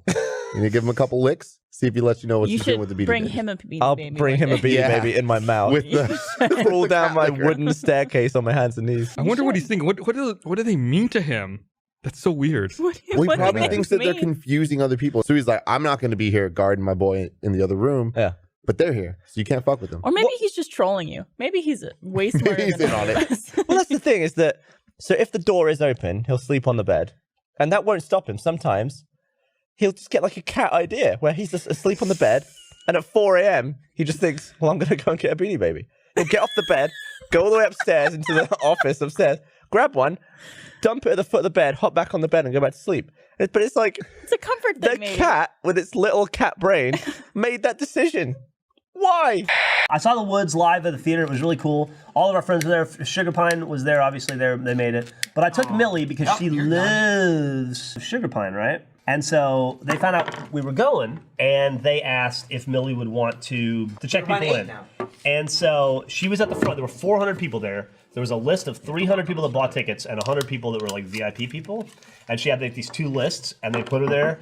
And she was so focused and serious about it. Like, I had to psych her up beforehand. She's like, what if I screw up? What if I... And I'm like, you're going to be fine. I ran her through tests where I would, like, tell her a name, and she'd have to look it up and see if the person was on there. And then say, like, okay, you can go in. And then I was like, I would give her a fake name, and then I'd be belligerent, and she would have to deal with a belligerent person. Good training for a 12-year-old. Yeah, it was good. It was a lot of fun. But then at one point, James and Elise Willems came up, and Elise walked up to her and goes, "Oh, hey, Millie, how's it going? Good to see you. How have you been? What's new in your life?" And Millie goes, "I'm very busy right now. I don't have time to talk to you. Enjoy the show." It's the funniest thing I've ever seen. Damn. Yeah. Shut And Elise is That'll like, knock her down a peg. What At least say. That's Millie to a T. Yeah. I mentioned it before, but the first conversation I had with Millie, like she was probably what, six or at the 7? time. Like she was young, so I came up to talk to her much like you would a kid. Just kind of toned my voice down a little bit, like, "All right, nice to see you." And she stopped me and was like, "Listen, I appreciate it, but you don't have to talk to me like that. I'm not a kid." I was like, "Nice." We also did Noted. the thing where I like to do pictures. What's called the Irish goodbye. So we just leave without saying goodbye. Yeah, you just leave without saying You goodbye. just leave the room. And so I was like, "Millie, let's go." And she's like, "All right." And then we were leaving. We're like Or- halfway or down the the Gavin street. freak. And she goes, Also what it's she's called. like, "Where are we going?" And I go, "Oh, we're done." And she's like, "What? We're leaving?" And I was like, "Yeah, we gotta go. We're going back to the hotel." And she's like, "We didn't say goodbye to anybody." And I was like, "Yeah." And she's like, "We're not doing that." And I'm like, "No, we are. We're like 3 blocks away." And she's like, "No, we're gonna go back and say goodbye and thank them for inviting us and thank them for letting you moderate and me for checking people in." And I was like, "No, we're not gonna do that." And she goes, "Yeah, no, that's rude. We're going back." And she just turned around and started walking back. And I was Awesome. like, "All right, I'll catch Yeah, up." I had to go back and be like, "Bye, guys. See you later." My favorite bonding moment, personally, was when Lindsay knew you were feeling sick. All right. Came into your office with a glass of orange juice, and she said, "Hey, I heard you're not feeling so good." Handed you that This glass is of, what's so bizarre. glass of orange juice. And then I'll let you finish the story. So I was sick, feeling bad. In walks Lindsay with a glass of orange juice and says, "I understand you're feeling under the weather." I don't remember much before I took the sip. Lindsay also is the best straight-faced liar I've ever met. Also, I have no experience with her lying previous to this. Yeah. Everything was like smooth sailing right up until this point. Hands me this pint glass of orange juice. I take a swig out of it. And what was it? It was all eggs. It was egg yolks. Yep. Yellow egg yolks. Yep. And I just like, it's one of those things where you take a sip. It's like that spit cup where you take one swallow, but you can't stop because it like draws some more in. Like, you know, it's like pulling other parts of the egg down with it. So gross. And then you just laughed and walked out. Yeah, like I should have been fired. I think about that now. I was like, that was the dumbest thing I could have ever done. Is I was like, "Hey, CEO of the company, have this cup of eggs, you motherfucker," and like enjoy. But like, holy shit! Like I left. I remember turning around from giving it to you again, deadpan. Like, "Hey, I heard you're feeling sick. I'm really sorry. Have this cup of eggs. This Like, is it. enjoy, man." This is it. This Yeah. is, you would fall for it too, I guarantee. I'm so sorry. Yeah, I turned around and I heard you go in the background. I was like, "Yeah, I got him." Wait, What? can I tell you guys my story? Please. Crunchyroll Expo. It's kinda what we're here to for. Final Fantasy. Do tell. I was resting. It was the last day of Crunchyroll Expo, and we were in this room where it's just backstage where people hang out. Just the green room, yeah. Yeah, it's called the green room. We hang out. It wasn't very green. We hang out. We just rest. Well, there's plants. And I was sitting across from someone who was just talking on his phone the whole entire time, and I'm just like coloring in my book or just going through my phone. Just to be clear, you did have an adult coloring book in front of you. I did have an adult coloring book in front of me. Not adult that I way. like the idea that when as a kid you'd think adult coloring book would mean there's nudity, but adult in real life is that it's just simmering with self-resentment. Yeah. It says stuff like calm the fuck down and how about a nice cup of shut the fuck up? You know, like classy. So I was sitting and I was resting, and this other guy across from me, he's joined by some other dude, and he has like a British accent. I'm like, oh cool, it's just another guest. And like he gave him something, apparently there was a present. I was like, oh, that's so cute, you know, just voice actors doing their thing. Yeah. And Mika joins. They return from their shopping, and Mika joins, and for some reason that like clicks something in me. I look up at the people across from me, and then I start doing some Googling. And Mika looks over at my phone, and she knows what I'm Googling. She goes, yep, because I Googled, what does Ignis's voice actor look like? And that was Ignis's voice actor sitting across from me for the past 30 minutes. And that was also Gladio's voice actor. And I was like, and then next thing you know, there's two other voice actors that come in. I know one of them is Max Middleman, and the other one, Mika goes, and there goes Noctis, and I'm like, what? And then I start giggling. Yeah, and it's funny little story. The voice actor for Noctis also does the voices for all the Chocobos. That's not true. Why? That's my funny. That was my funny. We all just sighed. Could you tell us a funny story? Because everyone laughed. It was awesome because we were sitting over at a different table. Yeah. And we just get a text that says like, I'm sitting across from Noctis, or Ignis and Gladio. Yeah. And we look over, and it's Issa and Mika, like, next to each other, like, giggling. Well, you giggled so hard that they looked up and noticed you, right? Yeah, they noticed us, and they're like, is something wrong? I'm like, no, it's just something my friend sent me. The point I'm trying to make is that Senpai noticed you. Yeah. Oh, he did. Yeah. So our baby shower, my baby shower came up. Let's be honest. I was one of the main characters in that baby shower. Yes, you truly were, in a way. Everyone came over, we were having a blast. So we had this thing where we guessed like how many jelly beans are inside of a bottle, and it's a little baby bottle that's like huge. So Mariel, being smart, took like, what was it, the area of the bottom part? I beautiful minded it. I sat there and I like saw these numbers in my head. But I literally was like, okay. And so like I counted the jelly beans at the bottom, and I was like, okay, I think there's like about 50 here, and there's like so many layers, and I guessed 1,200. I was like, I think there's around 1,200 jelly beans in this. And like, Turney was there, and Bethany was there, and everyone was giving me so much shit. Just like, you're a fucking dumbass. Like, do you really think there's over 1,000 jelly beans in there? And like, Meg Turney was like fucking ripping me to shreds. She was like being Meg Turney to me, and like, you know, like, it was like a hardcore movie moment. Like they were mean girling you. Yeah. Like, no, listen. Yeah. You're like, I'm gonna believe what I want to believe. And I was just like, all right, dudes. I was like, all right. And so like, Jean, Lindsay's mom, gets out there, and she's like, all right. She's like opening, and she's like, Meg Turney, like 300. She's just like, ha! And she closes it, and I was like, ooh, there's hope. Get dunked on, Turney. And then she at that point, Lindsay's mom was annoyed with me because I was so into the clothespin game, which is like, if you start out with like 3 clothespins, and if someone says the word baby, like and if you hear it, like you take their clothespin. Yeah. So I was like being manipulative as fuck because I get super competitive. Mariel instantly was like, oh, okay, let's do this. I was like, all right, who's the weakest link? And like, I remember I walked up to Jessica Basami, and I was like, hey, Jessica, I was like, what's that movie with like the girl from 30 Rock and Amy Poehler? I was like, I can't remember. She's like, oh, Baby Mama. I was like, thank you. Everyone fucking turned on me in that moment, and they're like, fuck you, we're not letting you win. And so even then with the jelly beans, they were like, no way. So she gets through all of them, and she looks at mine, and she's just like, all right, Mariel, and she's like, okay. And she's like, opens the thing, and on the bottom it says 1261. And what did you put? 1,200. And I literally stood up, and I was like, I have a video from dabbing. Yeah. I didn't know what else to do. Hey, when in doubt, dab. When in doubt, dab, yeah.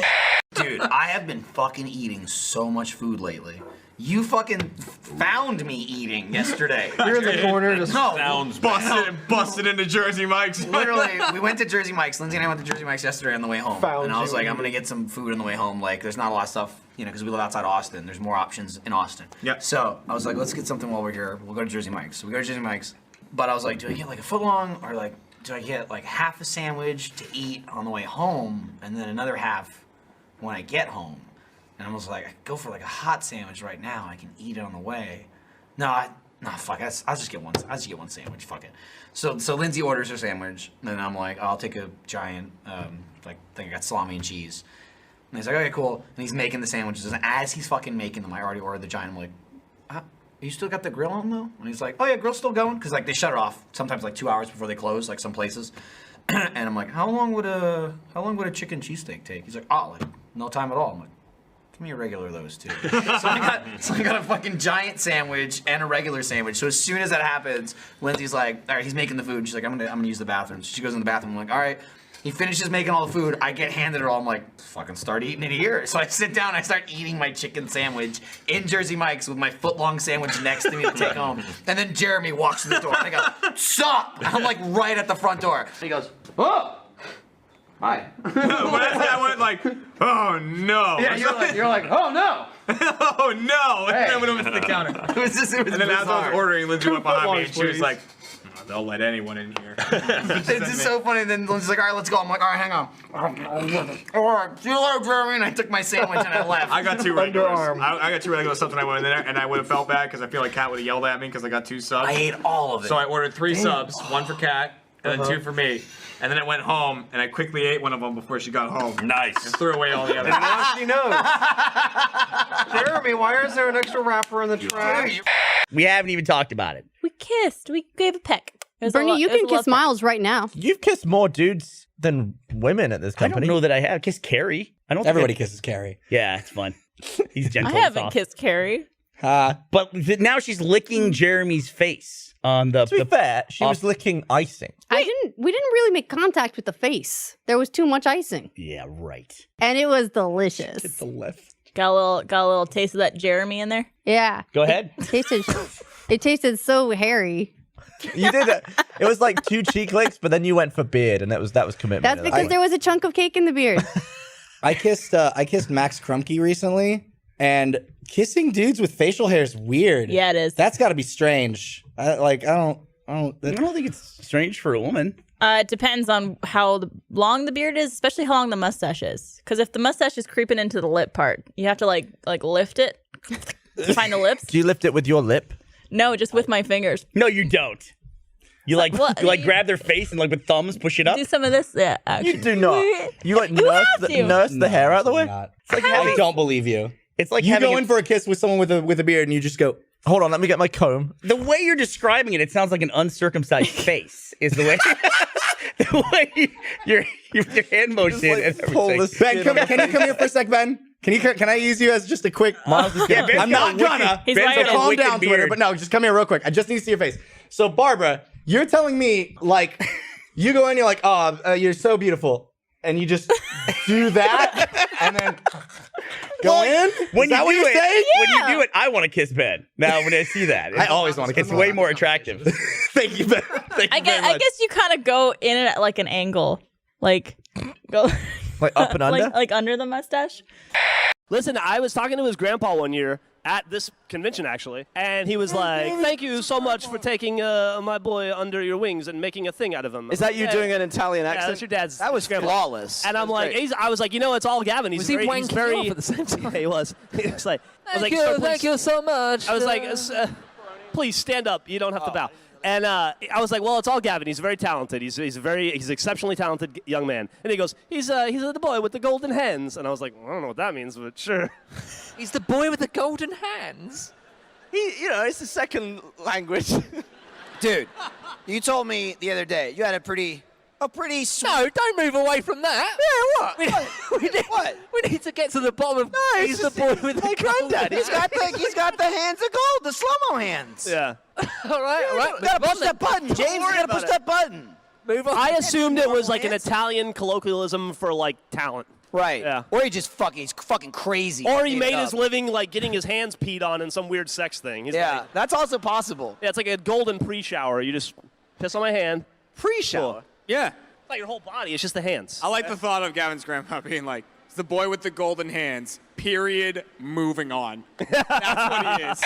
Here's another problem. Here's another thing to watch out about this guy. I had a cat. It was awesome. Kitten, awesome. Gavin stuck its finger up its ass. Yep. Cat has been a dickhead every day since. Put his finger in its asshole. That happened. Look at this. That happened. There was penetration. The cat has been wrong ever since. The cat was fucking in heat. Up to Gavin, asshole in the air, and he put his finger in its asshole! Well, that is why I'm saying. What are you talking about? I'm saying let your cats out of your It backed house. onto your finger? Why was it there? Yeah, why are you doing this? I was just picking. I was like, I don't know. I just stuck my hand like this for a while, and eventually I put catnip on my finger, and I kept waving it around near its asshole. A cat in heat doesn't anally rear onto a finger. But it did. Right, no, hang on. No, don't worry about that. So how are you right. justifying this? I was picking. If you'd have said, "Oh, the cat was in heat," and I was just pointing, and he just got involved, I would have gone. That's what he's arguing That sounds against. weird, but yeah, I know. Yeah, so go on. The cat just slipped. I was picking up the cat, and all of a sudden, the tip of my finger was warm. That's all I have. I don't know. It just got hot. Got hot. Hey, thanks for coming. Was the cat looking back at you? I quickly pulled my finger out and washed my finger. Slipped. It made a fucking sound. It was horrifying. And why did you pick the cat up and go like this? Shh, it'll all be over soon. I honestly I'm cannot. pretty sure he said I just let it cannot think of happen. a scenario that justifies you Want putting this? a finger in a cat's ass. No means yes. I can't explain. So hang on, can we, just from you, did you put your finger in a cat's ass? The cat? No. Cat's Yes or no? ass. It's a yes or no question. It's a yes or no question. Was your finger in a cat's ass? Well, on paper, yeah. But the cat slipped. How? I was What do picking you mean up the cat slipped? The cat slipped. There was a fucking ice skate. There was a banana peel. Y'all know how klutzy cats are. Whoa! Always Yeah. slipping. All right, I hope I don't fall on someone's feet. All right, let me reenact it in real time. Right. Oh, let me wash my hand. It was like that. It was a split-second mistake. And I feel like there's a difference between accident and mistake. Mistake means like you did it and you regretted it. An accident's like I had nothing to do with that. It just happened. Well, thanks for coming to watch Off Topic. Thank you very much. Thanks, guys. Thank you, London. We'll see you tomorrow. Do y'all's families have like crazy stories about your lineage too? Or like No. we're related to some kings No. or whatever? My family, I grew up and they were like, "You're trash, and you'll always be trash." Yeah. So You were My dad was like, Latin? your great-great-grandfather was probably a drunk. You know. So Allegedly there is related, a only river racist. up in North Austin called Bull Creek. And the family story is that my great-grandfather killed the last wild bull in Austin and it landed in the creek. And so that became Bull Creek. Nice. Yeah. Ooh. So there you go. That's why we don't have bulls. Yeah, we murdered all the wild What do you think bulls. the real story is? I don't know. Probably Probably some guy in an office went like, "That's a There was cool a lot name." of peaceful Mexicans there living in Mexico. Jack's That's his family came family. in, wiped them out, and then became Texas. I mean, that's what actually happened. I mean, there was a lot. My name's Bull Patillo, and this is my creek, motherfuckers. This is my creek. Bull. Yeah! This is my creek. Sixth generation house now. Pew, pew, pew, pew. Well, it's probably not at the time. Yeah. So Should have it been was like first. first. He's like, "I'm new here, motherfucker." This is mine now. To be fair, he also said that he went sixth generation house now. He wasn't the smartest. I was in New York City with some people I went to college with. It was like a college trip that like a bunch of people from my school happened to go on. And it was me and these other two girls. I was friends with one of the girls, but not the other. And already during the trip, I could tell like they were being like catty towards me and like hang out. Oh. And then, so we were gonna go walk the Brooklyn Bridge. And before we went there, we had gotten like pretzels at a street vendor. Ate the pretzel, it was great. And then we were walking around a little bit and we got on the ferry or something to go across the water. And I remember thinking, I don't feel good. Something's wrong. Like I felt like the blood drain from my face. I felt really pale and I was sweating and I was like, guys, I don't feel good. And they're just like, whatever. Like they thought I was just complaining because I was being like a moan the whole time. And then we decided to go get dinner and the only thing that we could find close by was like a TGI Fridays. Oh God, like Don't ask me why. So we went to TGI Fridays and sat down and then we were like waiting to order and my stomach was just doing things and like I was like shaking and I'm like, I'm gonna throw up. Where's the bathroom? And they're like, it's upstairs. So I literally had to like run up the stairs like as fast as I can. I almost tripped. I found the bathroom. I kicked the door open, kicked the stall open, and it just went projectile. All over the toilet and everything. Oh no! And the sweetest old black lady was in there. And she's like, oh honey, you okay? And I'm like, no! Like, I couldn't talk because it was just vomit coming out of me the whole time. And after I was done, I came back downstairs and they were just like, you all right? Like, oh wow. God, and I was like, yeah, I just threw up. And they're like, okay. And I was like, I did. Do you want to go see? I hope they fell off the Brooklyn Bridge. Fucking assholes. I mean, I'm still friends with one of them, I think, maybe. Oh, just kidding. But Okay, they're fine. They're great. we ended up going back to the hotel early because I was just talking about how I didn't feel well and more vomit the rest of the night. It lasted for like 12 hours. On one of them. Ooh, you should have. Here you go. Want to see? Dude, I gotta say, like, I've always loved movies and going to the movies, but yeah, the Alamo's definitely made it an experience. It's like, also great. I could watch any movie Because there. they're also like, hey, shut the fuck up. Yeah.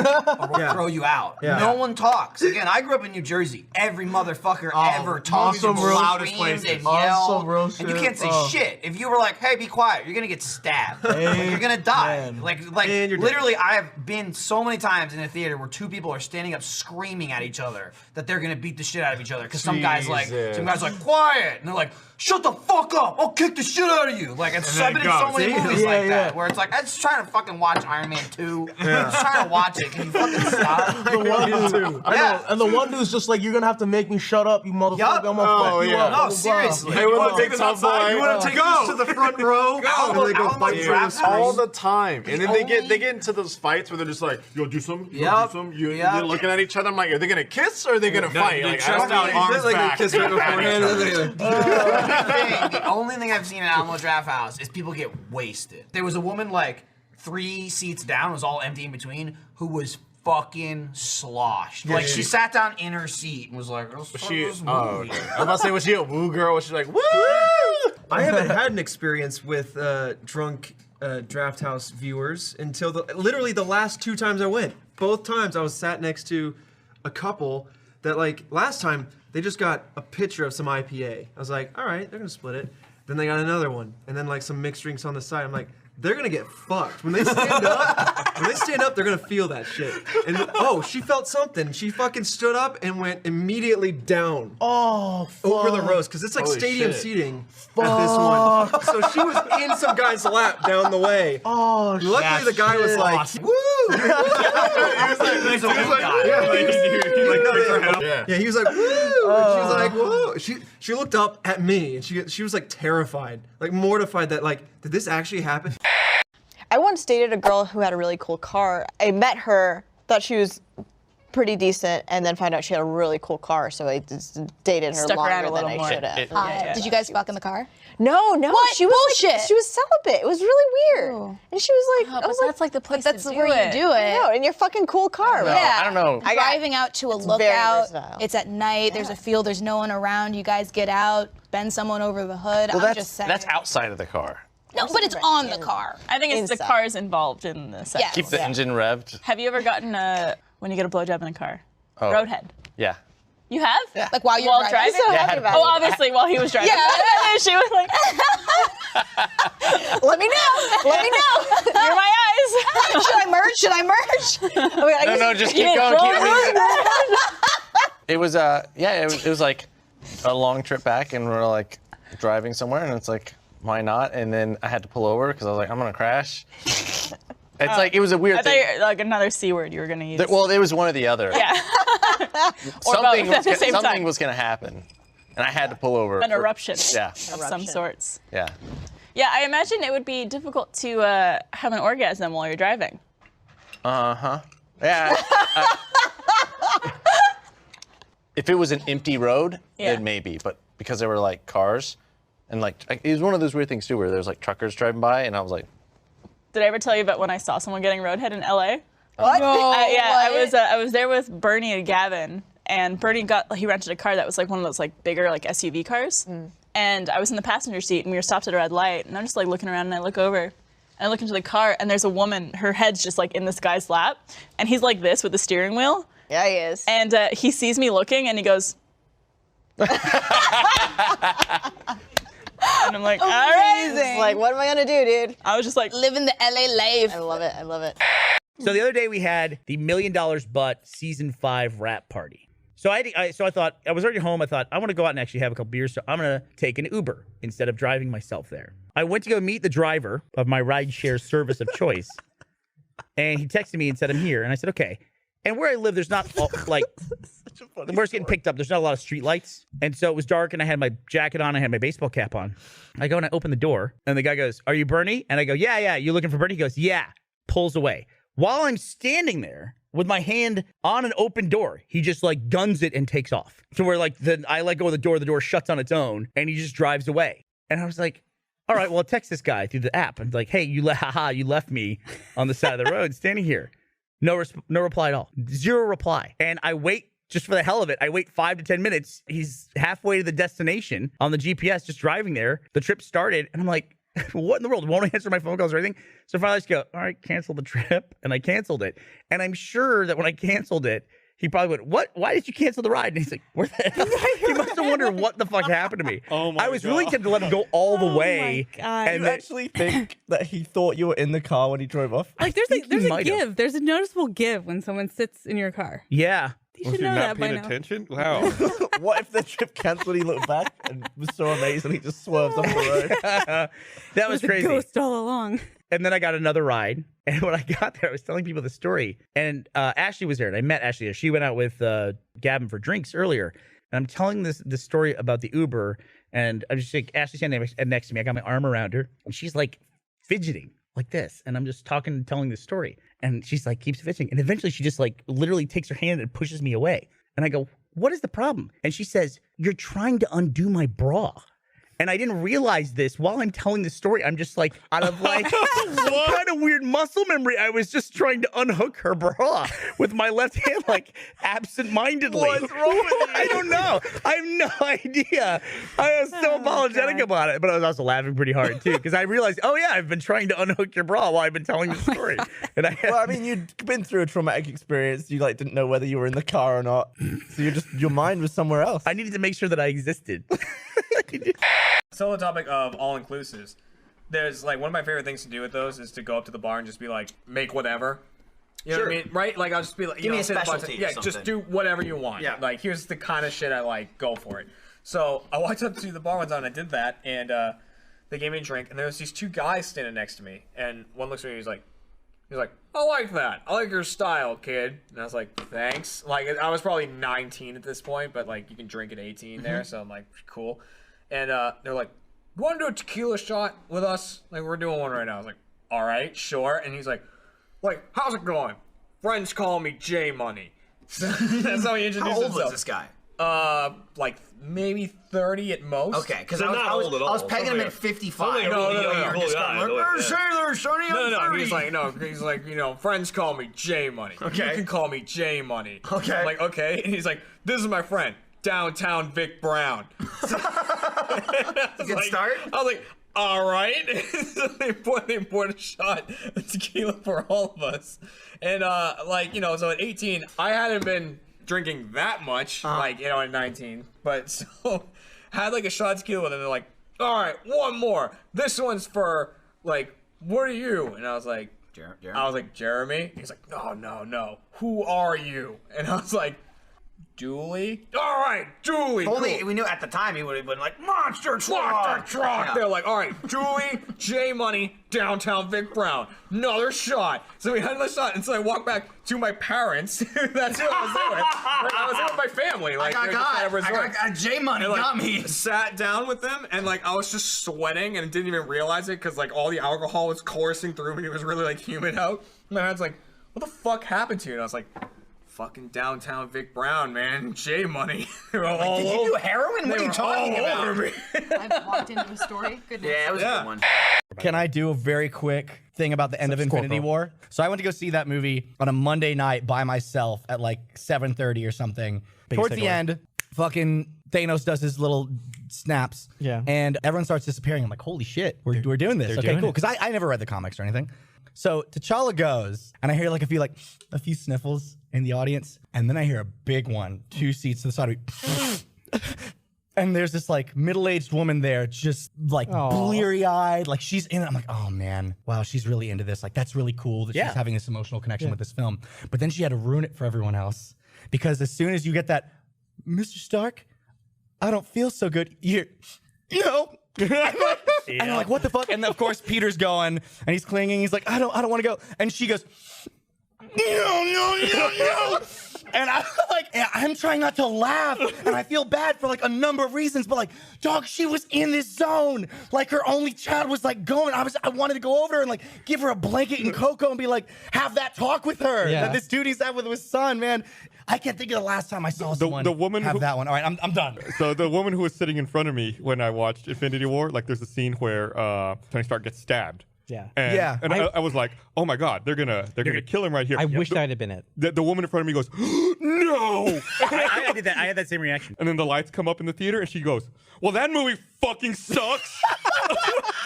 Oh, dude, have you ever been in a theater where someone tries to start a clap and just don't go? Oh, that's a really uncomfortable situation to be in for like the remainder of the film. I was in that situation with a friend of ours. Oh no, Matt Hullum. Oh no, we went and saw the Don't tell me he started it. The Star Wars. Like the special editions when they came out in theaters. Okay. Oh, so the yeah. original Yeah. trilogy, but when they added all the garbage to it. Yeah. And we went and saw New Hope, and everyone was like, "Yeah," when you see like the first time Leia's on screen, everybody's clapping. Sure. First time. For a second, I thought you were gonna Han like Solo. The 3D. Not to spoil anything about it, episode 4. But then when we in Empire, we went and saw Empire. I want to say they came out like months apart, or maybe I don't know. They seemed like they were pretty close. Anyway, we went and saw Empire together, and everybody did the same thing with the clap when Leia showed up and when Darth Vader showed up the first time. But then Boba Fett appeared on screen, and I was like, "Yeah, Boba Fett!" Nothing. Nobody was into Boba Fett except for Matt. I know, right? What are you gonna do?